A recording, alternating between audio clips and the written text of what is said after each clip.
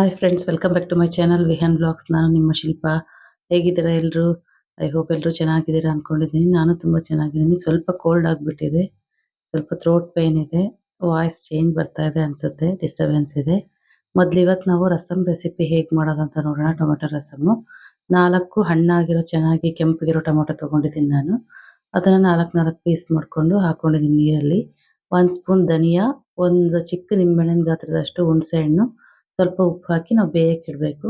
Next ಒಂದು ಕಡಾಯಿ ತಗೊಂಡು 2 ಸ್ಪೂನು ತೊಗರಿಬೇಳೆ, 1 ಸ್ಪೂನ್ ಜೀರಿಗೆ, ಅರ್ಧ ಸ್ಪೂನ್ ಮೆಣಸು ಹಾಕಿ ಸ್ವಲ್ಪ ಬೆಚ್ಚಗೆ ಮಾಡಬೇಕು.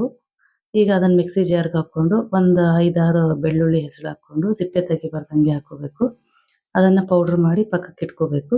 ಈಗ ಟೊಮೊಟೊ ಬೆಂದಿದೆ ಚೆನ್ನಾಗಿ. ನಾವೀಗ ಕೈಯಲ್ಲಿ ಚೆನ್ನಾಗಿ ಮ್ಯಾಶ್ ಮಾಡಿಕೊಂಡು ಅದು ರಸನೆಲ್ಲ ತಗೋಬೇಕಾಗುತ್ತೆ. ಟೊಮೊಟೊದು ಚೆನ್ನಾಗಿ ಮ್ಯಾಶ್ ಮಾಡ್ಕೋಬೇಕು. ಈಗ ನೋಡಿ ಇನ್ನೂ ಸ್ವಲ್ಪ ನೀರು ಆ್ಯಡ್ ಮಾಡ್ಕೊತಾ ಇದ್ದೀನಿ ನಾನು. ನೀರು ಹಾಕ್ಕೊಂಡು ಎಷ್ಟು ಬೇಕೋ ಅಷ್ಟು ನಿಮಗೆ. ನೆಕ್ಸ್ಟ್ ಒಂದು ಸ್ಟ್ರೈನರಿಂದ ಸೋಸ್ಕೋಬೇಕಾಗುತ್ತೆ ನಾವೆಲ್ಲ. ಅದು ಪಲ್ಪೆಲ್ಲ ಪೇಸ್ಟ್ ಅದು ಬಿಸಾಕಬೇಕು ಸಿಪ್ಪೆನ. ಸೊ ಅದು ರಸ ಮಾತ್ರ ನಾವು ತಗೋಬೇಕಾಗುತ್ತೆ. ಸೋಸ್ಕೊಂಡಿದ್ದೀನಿ ನಾನೀಗ.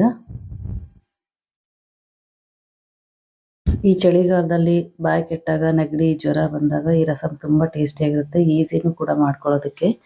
ಈಗ ಒಲೆ ಮೇಲಿಟ್ಟು ನಾವು ಪೌಡರ್ ರೆಡಿ ಮಾಡ್ಕೊಂಡಿದ್ವಲ್ಲ, ಆ ಪೌಡರ್ನ 1.5 ಸ್ಪೂನ್ ಹಾಕ್ಕೊಂಡಿದ್ದೀನಿ ನಾನು. ನಿಮ್ಗೆ ಇನ್ನೂ ಸ್ವಲ್ಪ ಸ್ಪೈಸಿನೆಸ್ ಎಲ್ಲ ಬೇಕಂದರೆ ಇನ್ನೂ ಸ್ವಲ್ಪ ಹಾಕ್ಬೋದು, ಇನ್ನೊಂದು ಅರ್ಧ ಸ್ಪೂನು. ನಾನು ಅರ್ಧ ಸ್ಪೂನ್ ಅಚ್ಚ ಖಾರದ ಪುಡಿ ಹಾಕ್ಕೊಂಡಿದ್ದೀನಿ, ಸುಮ್ಮನೆ ಕಲರ್ಗಷ್ಟೇ, ಖಾರ ಏನಿಲ್ಲ ಅದು. ಈಗ ಅದು ಕುದೀತಾ ಇದೆ, ನಾವು ಒಗ್ಗರಣೆ ರೆಡಿ ಮಾಡ್ಕೊಳ್ಳೋಣ. 2 ಸ್ಪೂನ್ ಎಣ್ಣೆ ಹಾಕ್ಕೊಂಡು ಒಂದು ಸ್ವಲ್ಪ ಅರ್ಧ ಸ್ಪೂನ್ ಜೀರಿಗೆ, ಅರ್ಧ ಸ್ಪೂನ್ ಸಾಸಿವೆ ಹಾಕ್ಕೊಂಡು ಇನ್ನೊಂದು 4 ಬೆಳ್ಳುಳ್ಳಿ ಹೆಸರು ಹಾಕ್ಕೋಬೇಕು, ಒಂದು 5-6. ಒಣಮೆಣ್ಸಿನ್ಕಾಯಿ 1-2, ಹಸಿಮೆಣ್ಸಿನ್ಕಾಯಿ 1-2 ಸೀಳು ಹಾಕ್ಕೋಬೇಕು. ಕರ್ಬೇವಿನ ಸೊಪ್ಪು, ಒಂದು ಸ್ವಲ್ಪ ಇಂಗು. ಈಗ ಚೆನ್ನಾಗಿ ಕಲರ್ ಬರಬೇಕು ಒಗ್ಗರಣೆ. ಕರ್ಬೇವಿನ ಸೊಪ್ಪು ಹಾಕ್ಕೊಂಡಿದ್ದೀನಿ, ಸ್ವಲ್ಪ ಇಂಗು ಹಾಕ್ಕೊಂಡಿದ್ದೀನಿ.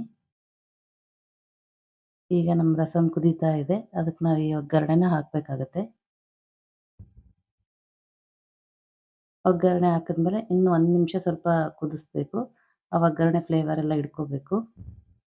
ಆಲ್ರೆಡಿ ನಾವು ಧನಿಯಾ ಬೇಯಬೇಕಾದ್ರೆ ಹಾಕಿರೋದ್ರಿಂದ ಧನಿಯಾ ಫ್ಲೇವರ್ ಹಿಡ್ಕೊಂಡಿರುತ್ತೆ ರಸಮ್ಮು. ಈಗ ಕೊತ್ತಂಬರಿ ಸೊಪ್ಪು ಹಾಕಿದ್ರೆ ನಮ್ಮ ರಸಮ್ ರೆಡಿ ಆಯಿತು. ತುಂಬ ಟೇಸ್ಟಿಯಾಗಿರುತ್ತೆ, ಬಾಯಿ ಕೆಟ್ಟೋದಾಗ ಸೂಪರಾಗಿರುತ್ತೆ, ಬೇಗನೂ ಆಗೋಗುತ್ತೆ.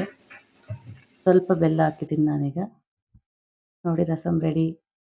Thanks for watching. ಎಲ್ಲರೂ ನನ್ನ ಚಾನಲ್ ಲೈಕ್ ಮಾಡಿ, ಶೇರ್ ಮಾಡಿ, ಸಬ್ಸ್ಕ್ರೈಬ್ ಮಾಡಿ. ನೀವು ಒಂದ್ಸರಿ ಟ್ರೈ ಮಾಡಿ ಹೇಗೆ ಬಂತು ಅಂತ ಕಾಮೆಂಟ್ ಮಾಡಿ. ನೆಕ್ಸ್ಟ್ ಒಂದು ಒಳ್ಳೆ ರೆಸಿಪಿ ಜೊತೆ ನಿಮ್ಮ ಮುಂದೆ ಬರ್ತೀನಿ. ಅಲ್ಲಿವರೆಗೂ ಎಲ್ರಿಗೂ ಬಾಯ್.